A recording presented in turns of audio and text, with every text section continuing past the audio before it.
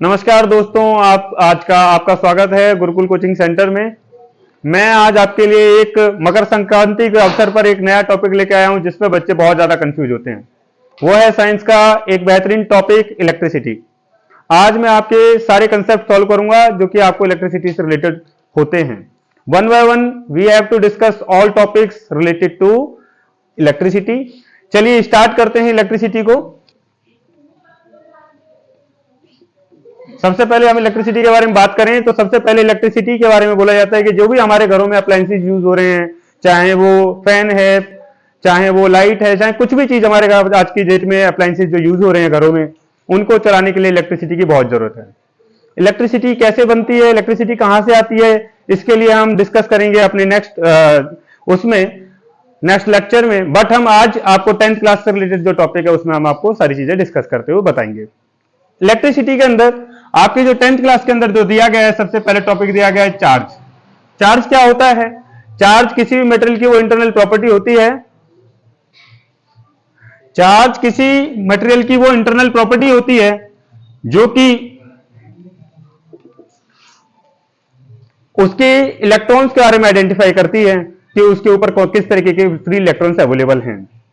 अगर किसी के पास चार्ज दो तरीके के होते हैं, एक होता है पॉजिटिव चार्ज, एक होता है नेगेटिव चार्ज। पॉजिटिव चार्ज, एक होता है negative charge. Positive charge electrons की वजह से होता है और पॉजिटिव चार्ज प्रोटॉन्स की वजह से होता है और नेगेटिव चार्ज इलेक्ट्रॉन्स की वजह से होता है। आपको जैसा कि पता है चार्ज की एसआई यूनिट जो होती है वो होती है, आपको पता होगा, कूलॉम्ब। चार्ज की एसआई यूनिट कूलॉम्ब है। और अगर इसकी सीजीएस यूनिट के बारे में बात करें तो वो है स्टेट कूलॉम्ब। चार्ज का जो फॉर्मूला हम लिखते हैं तो चार्ज दो तरीके के नेचर्स को रिप्रेजेंट करता है। एक क्वांटिटेटिव नेचर को रिप्रेजेंट करता है, क्वांटिटेटिव नेचर, और एक होता है उसका क्वालिटेटिव नेचर। क्वांटिटेटिव नेचर का मतलब यह है कि हम चार्ज को काउंट कर सकते हैं और क्वालिटेटिव नेचर का मतलब है कि चार्ज की क्वालिटी क्या है वो हम आइडेंटिफाई कर सकते हैं। क्वांटिटेटिव नेचर के अकॉर्डिंग चार्ज का फॉर्मूला होता है Q is equal to NE। Q means charge, N means number of electrons, और जो E है वो आपको पता है कि इलेक्ट्रॉन के ऊपर जो चार्ज होता है 1.6 इंटू 10 की पावर -19 कूलॉम्ब के बराबर होता है। हम बात करते हैं कि एक कूलॉम्ब की वैल्यू कितनी होती है, क्योंकि पेपरों में बहुत बार ये टॉपिक आया है कि डिफाइन वन कूलॉम्ब और उसके अंदर कितनी वैल्यू होती है, how many number of electrons available होते हैं।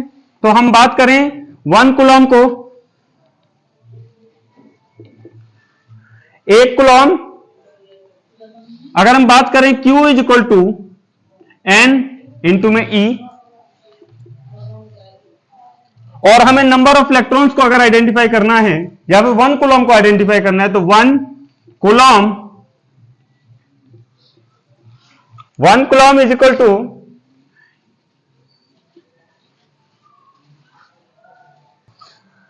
हम बात करते हैं वन कूलॉम्ब से रिलेटेड। तो वन कूलॉम्ब के लिए जो फॉर्मूला है Q is equal to NE, एक ये फॉर्मूला है जो कि क्वांटिटेटिव नेचर को रिप्रेजेंट करता है, और एक है Q is equal to IT।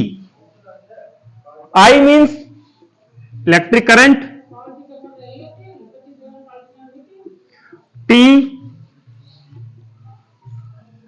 Means time. अब हम बात करें Q is equal to NE के हिसाब से, तो हमें अगर पूछता है कि व्हाट इज ना how many number of electron, तो N is equal to Q upon में E। आपको पता है Q की वैल्यू क्या होती है, वन कूलॉम्ब के अंदर कितना चार्ज होता है, तो 1.6 इंटू 10 की पावर -19। जब हम इसको कैलकुलेट करेंगे 10 की पावर 19 ऊपर आ जाएगा, 1.6 नीचे रह जाएगा, एक 10 को आगे ले लेते हैं और 10 की पावर 18 को पीछे छोड़ देते हैं क्योंकि एक पावर आगे ले लिए। 1.6 से इसको जब डिवाइड करेंगे तो यह आएगा 6.25। इसका मतलब 6.25 इंटू 10 की power 18 number of electrons available होते हैं एक कूलॉम्ब चार्ज को बनाने में। अब हम बात करते हैं हमारे मोस्ट इंपोर्टेंट टॉपिक के बारे में जिसे बोलते हैं electric current. What is electric current? What is electric current? आपको पता होना चाहिए कि जो भी करंट कंडक्टर होता है, जिसके अंदर से करंट फ्लो हो रहा होता है, जब भी उसके अंदर से करंट फ्लो होगा तो उसके अंदर चार्जेस फ्लो हो रहे होते हैं, चार्जेस रनिंग कर रहे होते हैं। तो चार्जेस के movement inside the wire, that's define the current. हम कैसे बोले इस बात को, थोड़ा सा समझते हैं। सपोज कीजिए कि एक वायर है, करंट कैरिंग कंडक्टर, और इस करंट कैरिंग कंडक्टर के अंदर छोटे छोटे free amount of electrons available हैं। आपने सुना होगा कि कंडक्टर्स के अंदर से ही करंट फ्लो होता है। तो कंडक्टर्स के अंदर से ही करंट क्यों फ्लो होता है? ये टॉपिक, ये क्वेश्चन बहुत बार रेज होता है। इसका आंसर है कि कंडक्टर्स के अंदर फ्री इलेक्ट्रॉन्स अवेलेबल होते हैं। कंडक्टर्स के अंदर प्रेजेंट फ्री इलेक्ट्रॉन्स करंट की मूवमेंट में, जब वो मूव कर रहे होते हैं किसी करंट कैरिंग कंडक्टर के अंदर से, तो वो उनकी मूवमेंट की वजह से किसी भी करंट कैरिंग कंडक्टर के अंदर करंट फ्लो होता है, इलेक्ट्रिसिटी फ्लो होती है। अब हम इसको थोड़ा डिफाइन करते हैं।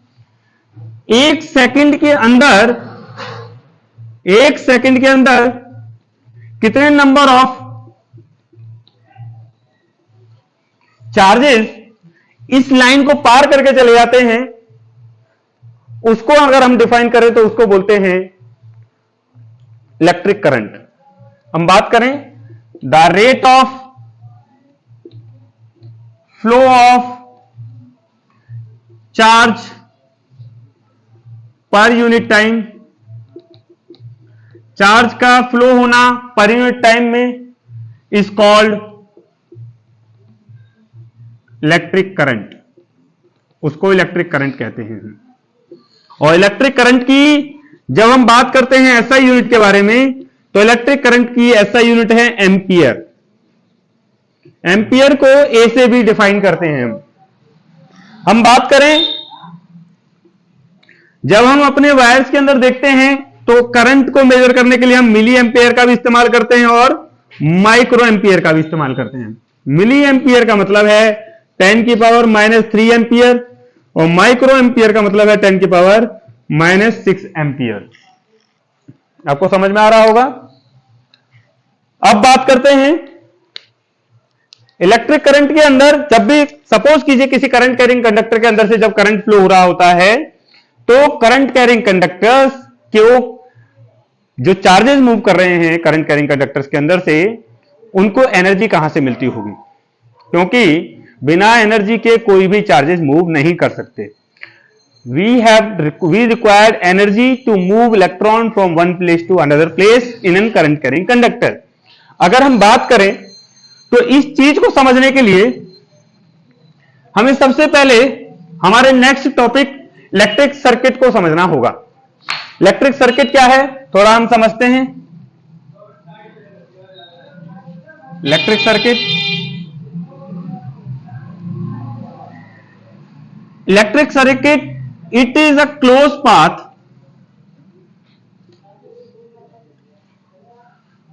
with the help of which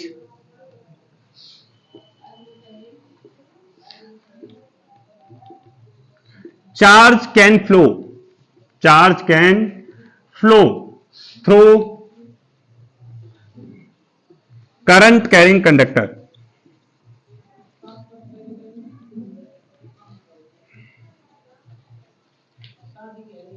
current carrying conductor के अंदर से चार्जेस को फ्लो होने के लिए जिस क्लोज पाथ की जरूरत होती है उसे हम बोलते हैं इलेक्ट्रिक सर्किट।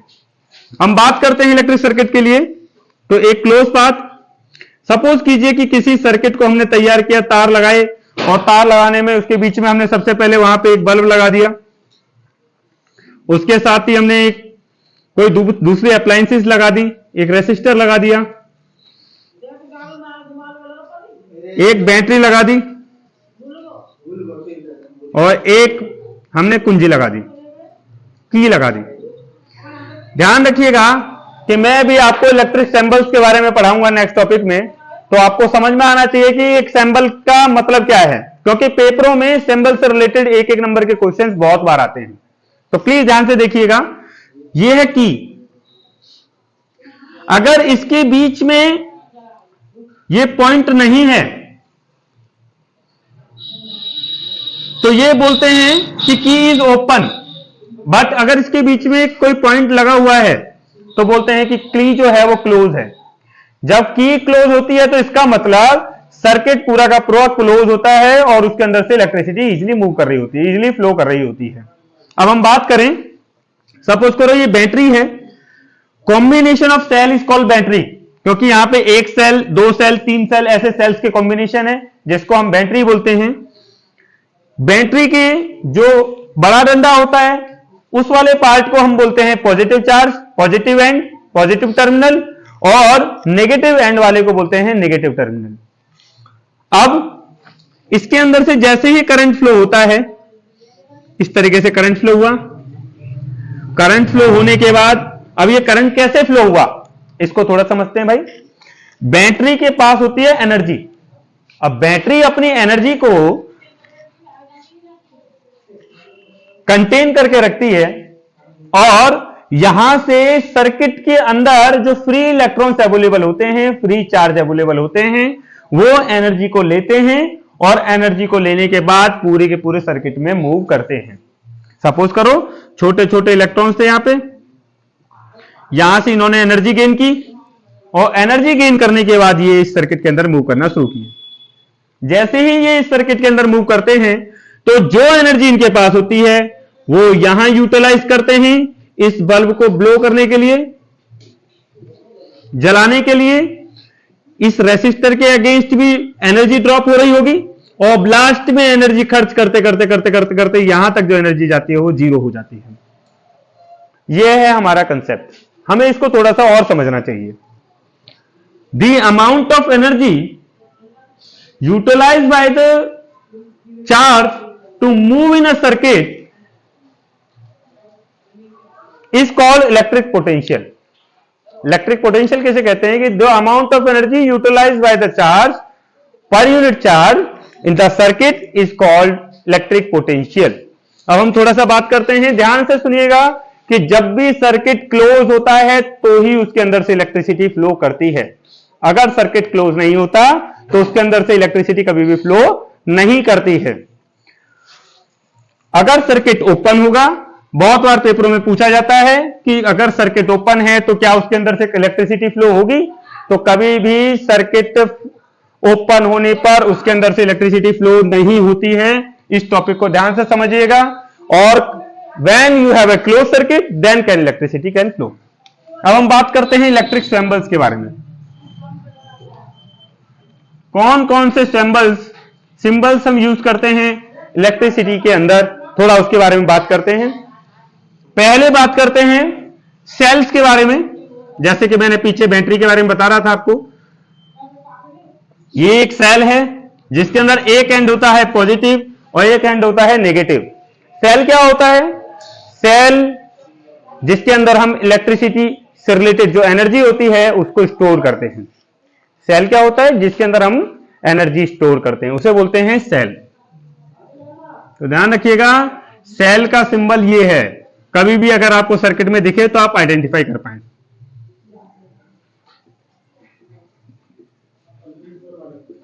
ये है कॉम्बिनेशन ऑफ सेल।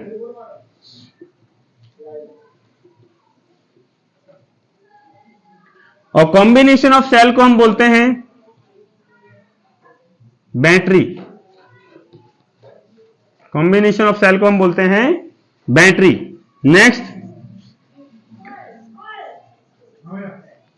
यह है रेसिस्टर जिसके ऊपर एक एंड होता है पॉजिटिव और एक एंड होता है नेगेटिव। रेसिस्टर क्या होता है?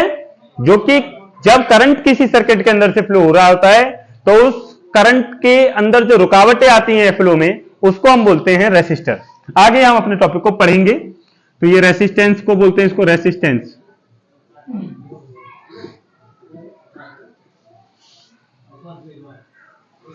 रेसिस्टेंस जो डिवाइस रिप्रेजेंट करता है उसको बोलते हैं रेसिस्टर।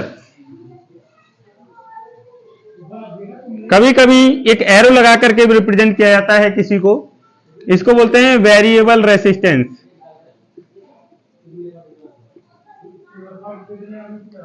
वेरिएबल रेसिस्टेंस को हम रियोस्टेट के भी नाम से जानते हैं। रियोस्टेट एक बॉक्स होता है जिसके अंदर डिफरेंट डिफरेंट तरीके के रेसिस्टेंस कंटेंट होते हैं। 5 ओम का भी है, 10 का भी है, 50 का भी है। इसका खास तौर पे हम अपनी लैब्स के अंदर इस्तेमाल करते हुए देखते हैं रियोस्टेट का। एक कनेक्शन इस तरीके से है जहां पे दोनों वायर्स अगर एक दूसरे के साथ टच कर रहे होते हैं तो इसका मतलब कि ये एक ऐसा पॉइंट है जिसको हम बोलते हैं जंक्शन। जंक्शन मतलब एक तार यहां से आया, एक तार यहां से आया, दोनों आपस में जुड़ गए एक दूसरे के साथ, तो उस पॉइंट को हम बोलते हैं जंक्शन। तो 2 वायर्स आर कनेक्टेड। कनेक्टेड मतलब एक दूसरे के साथ जुड़े हुए हैं, ऐसे हम बात करते हैं। आगे हम बात करते हैं, अगर किसी सर्किट के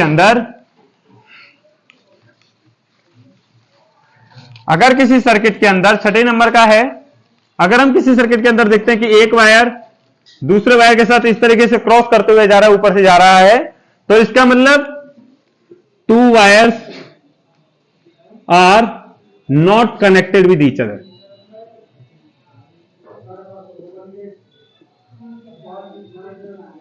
दोनों वायर आपस में एक दूसरे के साथ कनेक्टेड नहीं है। नेक्स्ट बात करते हैं बल्ब के बारे में। तो आपने देखा होगा एक पॉजिटिव एंड एक नेगेटिव एंड, तो इसको बोलते हैं इलेक्ट्रिक बल्ब। इलेक्ट्रिक बल्ब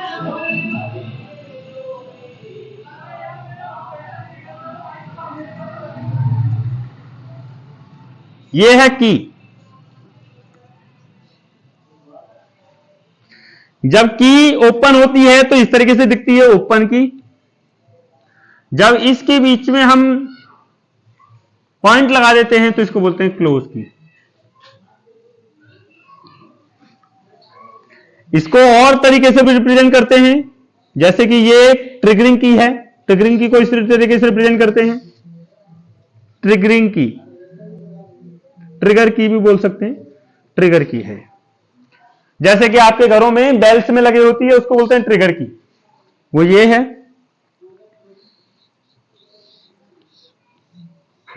अगर दोनों ही पैरेलल दे रखी हैं और दोनों इक्वल में दे रखी हैं तो इनको बोलते हैं कंडक्टर। Conductor, conductance. आपने देखा होगा कि आपके घरों में जो पंखा चल रहा होता है या फिर मोटर चल रही होती है, उसको कंटिन्यूअस मूव कराने के लिए जो डिवाइस यूज होती है, छोटा सा व्हाइट कलर का 1.75 एम्पियर का होता है, जो वो है कंडक्टर। और वो कंडक्टर को जो हम अपने सिंबल्स में रिप्रेजेंट करते हैं वो इस तरीके से रिप्रेजेंट करते हैं। ये पैरेलल प्लेट कंडक्टर है जिसकी एक प्लेट के ऊपर पॉजिटिव चार्ज है, तो एक प्लेट नेगेटिव चार्ज, पूरी की पूरी एक नेगेटिव चार्ज को कंटेन करके रखे हुए हैं। इसको बोलते हैं हम कंडक्टर। चलिए, सिंबल्स को हम अगर हमने आप पढ़ लिया है तो हम आगे बात करते हैं इलेक्ट्रिक पोटेंशियल से रिलेटेड। क्या होता है इलेक्ट्रिक पोटेंशियल, क्यों हमें आप पे पढ़ना पड़ रहा है, इसके बारे में थोड़ा सा समझते हैं।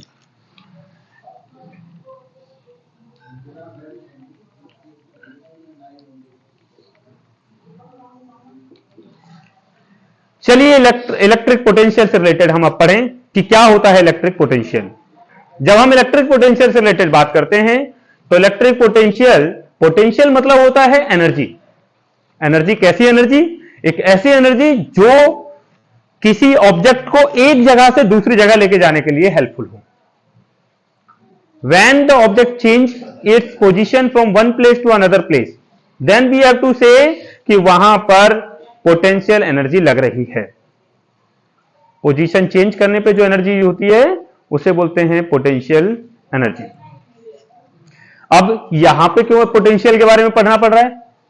क्योंकि आपको पता है कि चार्जेस जब किसी करंट कैरिंग कंडक्टर के अंदर मूव कर रहे होते हैं तो वो अपनी पोजीशन एक जगह से दूसरी जगह चेंज करते हैं।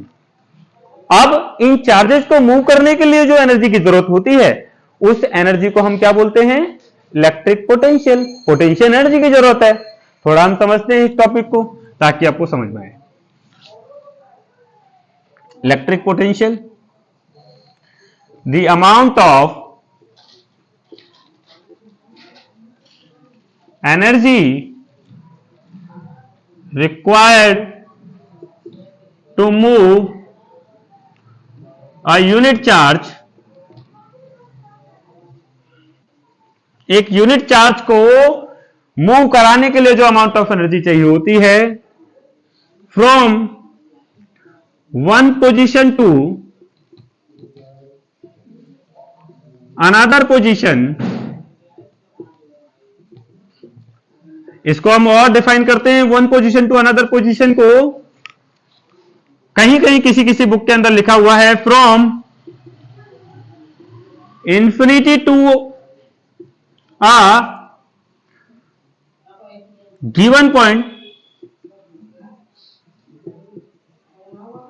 इन एन इलेक्ट्रिक फील्ड। किसी की इलेक्ट्रिक फील्ड में किसी यूनिट चार्ज को इंफिनिटी पोजीशन से उसकी इलेक्ट्रिक फील्ड में एक गिवन पॉइंट तक लेके आना, जो उसके अगेंस्ट वर्क डन होता है, उसके लिए जो एनर्जी यूज हो रही है, उसको हम बोलते हैं इलेक्ट्रिक पोटेंशियल। बात करें इलेक्ट्रिक पोटेंशियल के लिए, सपोज कीजिए मैंने जैसे एक सर्किट बनाया, सर्किट के दो एंड हैं, एक एंड ए है, एक एंड बी है, और इसके अंदर से करंट फ्लो हो रहा है आई, मतलब चार्जेस फ्लो हो रहे हैं पर यूनिट चार्ज। जब चार्ज फ्लो हो रहे हैं तो एक ए पॉइंट, एक बी पॉइंट। ए पॉइंट पे किसी के पास अमाउंट ऑफ एनर्जी ज्यादा थी। सपोज करो मैं पूरा सर्किट बनाकर समझाता हूं ताकि आपको ये कंसेप्ट क्लियर हो। यहां एक रेसिस्टर लगा हुआ है, यहां बैटरी थी, ये जैसे ही की लगाई तो जैसे ही की कनेक्ट हुई तो यहां इस बैटरी के पास सपोज करो 12 वोल्ट की एनर्जी थी, और ये 12 वोल्ट की एनर्जी को लेकर के आगे जा रहा है। चार्जेस 12 वोल्ट की अमाउंट ऑफ एनर्जी को लेकर जा रहे हैं, और 12 वोल्ट की एनर्जी को लेकर जाते हुए आगे जैसे ही इनको रेसिस्टर मिलता है तो रेसिस्टर इनकी एनर्जी को ड्रॉप करेगा। तो एनर्जी कैसे ड्रॉप हुई, यहां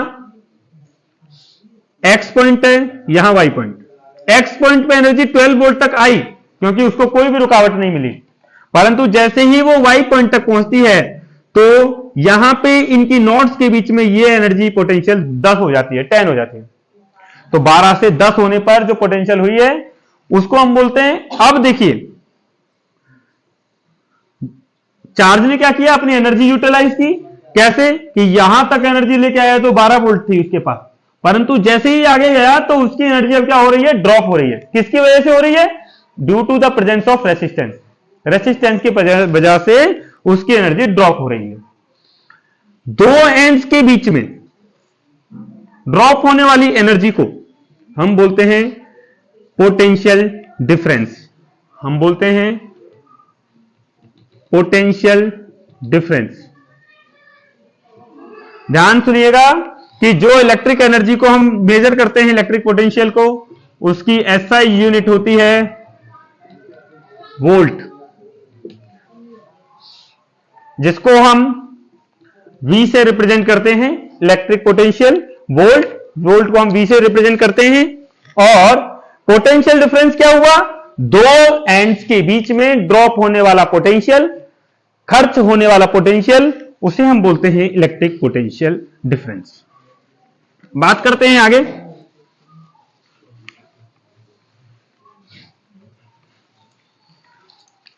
सपोज करो एक पॉइंट है, ये बी पॉइंट है।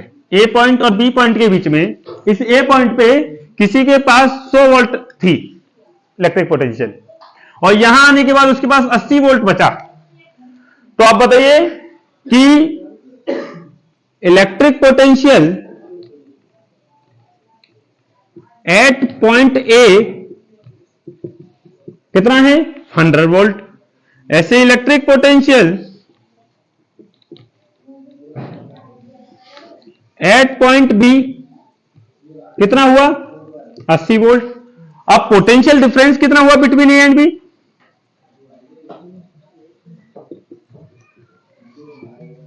ए और बी के बीच में पोटेंशियल डिफरेंस कितना हुआ, 100 था, 80 बचा है, तो 20 वोल्ट बचा। तो इसका मतलब this is called potential difference. Okay